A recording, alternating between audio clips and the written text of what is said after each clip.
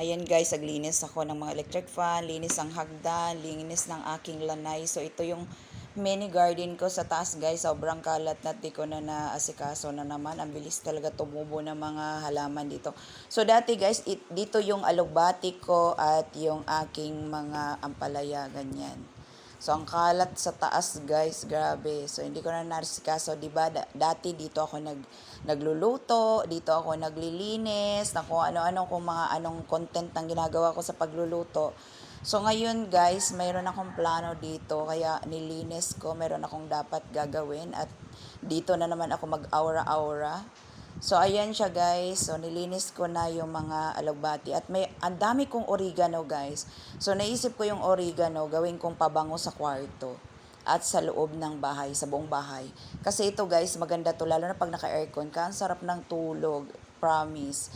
Kaya, yan guys, lalagyan ko lang siya ng asin, oil, at para yung aircon pag umiik. So may na-harvest ako ditong gulay sa Munggo Day bukas. It's Friday, so free ang aking gulay.